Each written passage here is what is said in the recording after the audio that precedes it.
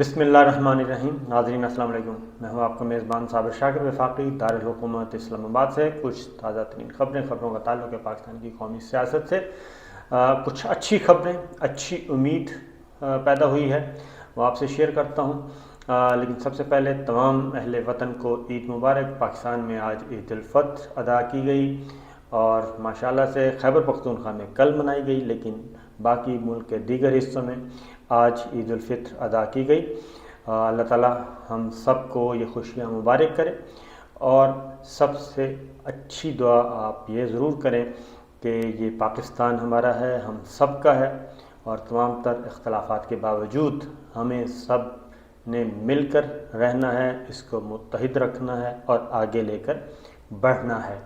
ये दुआ ज़रूर कीजिएगा।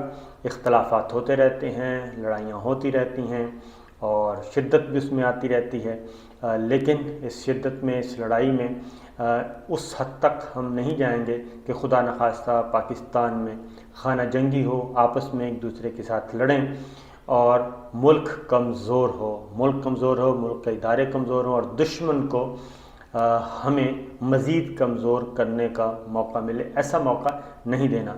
इख्तलाफात हैं, बिल्कुल हैं, दिल दुखे हुए हैं, परेशान हैं, फ्रस्ट्रेशन भी है, डिप्रेशन भी है, लोग नाराज़ भी हैं, लेकिन इसके बावजूद मैं ये ज़रूर कहूँगा कि हमें मिलकर रहना है, मुत्तहिद होकर रहना है। बाकी सियासी जमातें आपस में जो कुछ करती रहती हैं, पॉलिटिकल स्कोर, वो करने दें उन्हें।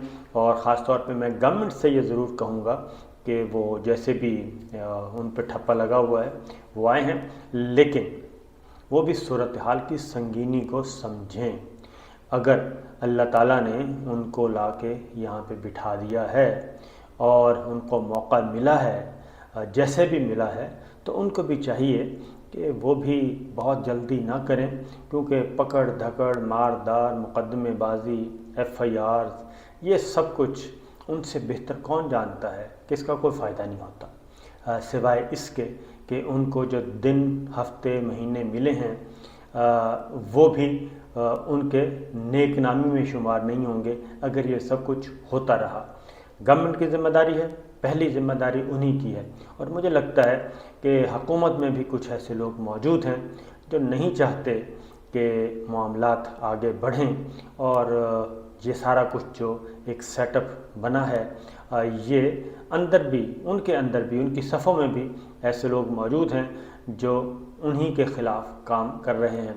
वरना इस तरह होता नहीं है कि आते सारी फ़ौरन ही बस मार धाड़, पकड़ दकड़, और वो भी तौहीन रिसालत के मुकद्दमात। तो ये मुमकिन नहीं होता। दुनिया बदल चुकी है, ज़माना बदल चुका है, सब कुछ बदल चुका है। इस तरीके से ताकत का इस्तेमाल तो अब कहीं भी नहीं चलता और ताकत के बलबूते पर आप हुकूमत कर लेंगे, आप इक़्तिदार को दबाम दे लेंगे, सवाल ही पैदा नहीं होता, मुमकिन ही नहीं है।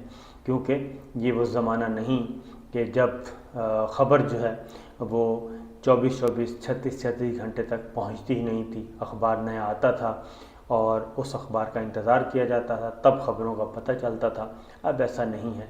एक लम्हे की खबर एक जगह से छुपती है, दूसरी से बरामद हो जाती है, दूसरी जगह को कवर करते हैं, तीसरी जगह से बरामद हो जाती है। सोशल मीडिया है, डिजिटल मीडिया है, इलेक्ट्रॉनिक मीडिया है, प्रिंट मीडिया है और कम्युनिकेशन के बेशुमार टूल्स हैं। व्हाट्सएप ग्रुप्स बनाए हुए हैं लोगों ने और फ़ोन पे और हर वेबसाइट पे, यानी कि एक भरमार है। तो लिहाजा ये पॉसिबल नहीं है कि जो कुछ आप कर रहे हैं इस तरीके से आप अपने इक़्तिदार को दबाम दे लेंगे, या जो आवाज़ें मुसलसल दबाई जा रही हैं, हो सकता है अब थोड़ी देर के लिए आपको महसूस हो कि ये आवाज़ हमने ख़ामोश करवा दी है। और वो आवाज़ ख़ामोश नहीं रहती, बल्कि वो आवाज़ कहीं और से नमूदार होती है और बड़ी शिद्दत के साथ होती है। इसलिए, और दूसरा, पाकिस्तान तहरीक इंसाफ़ के लिए भी ये ज़रूरी है कि अब चूँकि उनका नैरेटिव, इमरान खान साहब का नैरेटिव इस वक्त लोगों ने तस्लीम कर लिया है, लोगों ने मान लिया है, और उसके लिए ज़रूरी है कि वो भी अब अपने आप को ज़रा थोड़ा सा कंपोज्ड करें, रीऑर्गेनाइज्ड करें, रिविज़िट करें, अपनी तमाम ماضی کی جو ان کی حکومت تھی پونے 4 سال، اس کو ریوزٹ کریں، اس میں کیا کیا غلطیاں ہوئی ہیں، کیا کیا خامیاں ہوئی ہیں، آخر کیا وجہ ہوئی کہ یہ نوبت آئی اور یہ صورتحال پیدا ہوئی، ان کو بھی ذرا سیلف اکاؤنٹیبلٹی کرنی چاہیے عمران خان صاحب کو بھی، اور جو ماضی میں غلطیاں ہوئی ہیں وہ غلطیوں کو ریپیٹ نہیں کرنا چاہیے۔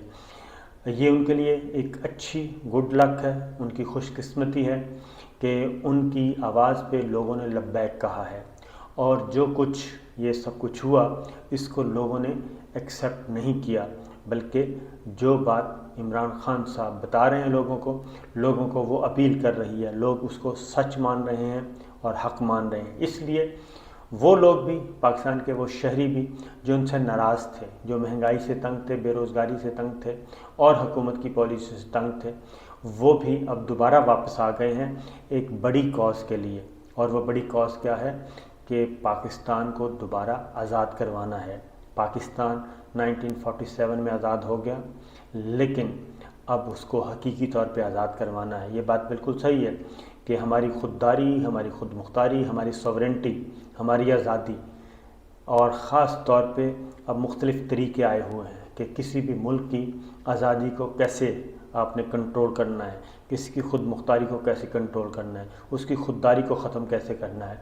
تو یہ مختلف طریقے جو آئے ہوئے ہیں، مختلف حربے استعمال کیے جاتے ہیں عالمی طاقتوں کی طرف سے، تو ان کو ہم نے ناکام بنانا ہے، عالمی سازشوں کو جو کہ پاکستان کے خلاف ہے، جس وقت پاکستان کے اندر آگ لگی ہوئی ہے، اس کو کیسے بجھانا ہے۔ یہ ایک اہم، ہمارے لیے ایک اہم ہدف ہے جس کو ہم نے حاصل کرنا ہے۔ تو عمران خان صاحب کی اس کال کو لوگوں نے مانا ہے کہ روکھی سکھی کھا لیں گے، روٹی ملے نہ ملے، مہنگائی برداشت کر لیں گے، بے روزگاری بھی برداشت کر لیں گے، لیکن بیرونی سازش اور بیرونی مداخلت یہ برداشت نہیں کی جائے گی، اور ہمیں خود مختاری چاہیے، اپنے فیصلے ہم نے خود کرنے ہیں، اپنی اکانومی کو آزاد کرنا ہے، اپنی معیشت کو آزاد کرنا ہے، معیشت کو بہتر کرنا ہے، اور اس کے لیے IMF، عالمی مالیاتی ادارے، ورلڈ بینک، ان سے نجات حاصل کرنی ہے۔ کیونکہ اس وقت جو لالی پاپ ہمیشہ پچھلے کئی دہائیوں سے ایک ہی لالی پاپ دیا جا رہا ہے کہ کچھ قرضے دیے جاتے ہیں، کچھ امداد دی جاتی ہے گرانٹس کی صورت میں، اور ہم خوش ہوتے ہیں کہ جناب فلاں جگہ سے اتنے ارب ڈالر آ گئے، فلاں جگہ سے اتنے کروڑ ڈالر آ گئے، تو یہ ہمارے دوست ہیں اور آگے چلیں۔ تو یہ ایسا نہیں ہے، ہمیں اپنی معیشت کو جدید جو ملک ہیں، جدید ترین، ان کے طریقوں پہ استوار کرنا ہے اور اپنی معیشت کو مستحکم کرنا ہے۔ IMF سے چھٹکارا، ورلڈ بینک سے چھٹکارا، عالمی استعمار، عالمی سامراج کے شکنجوں سے کیسے نکلنا ہے، یہ ہے اصل ہمارا ہدف ہونا چاہیے۔ اور یہ ہدف حاصل کرنے کے لیے اس وقت پوری قوم جو ہے وہ متحد ہے۔ یہاں حرم پاک میں بھی میں نے دیکھا کہ لوگ پاکستان کی خود مختاری کے لیے، آزادی کے لیے دعا کر رہے ہیں، اور وہ یہ سمجھتے ہیں کہ ہمیں یہ جو پیسے دے کے، جو ہمیں پیسوں کا لالچ دیا جاتا ہے، امداد کا لالچ دیا جاتا ہے، اس لالچ کی وجہ سے، IMF کی وجہ سے، قرضوں کی معیشت کی وجہ سے ہماری جو خود مختاری اور آزادی ہے وہ گروی رکھی جا رہی ہے، اور یہ اگر اسی طریقے سے ہم قرضوں کی معیشت پہ چلتے رہے تو آنے والے سالوں میں ہم مزید مصیبت کا شکار ہو جائیں گے۔ لہٰذا اگر ہم نے اپنی معیشت کو مضبوط کر لیا تو پھر ہم عالمی استعمار سے اور عالمی شکنجوں سے بھی نکل آئیں گے۔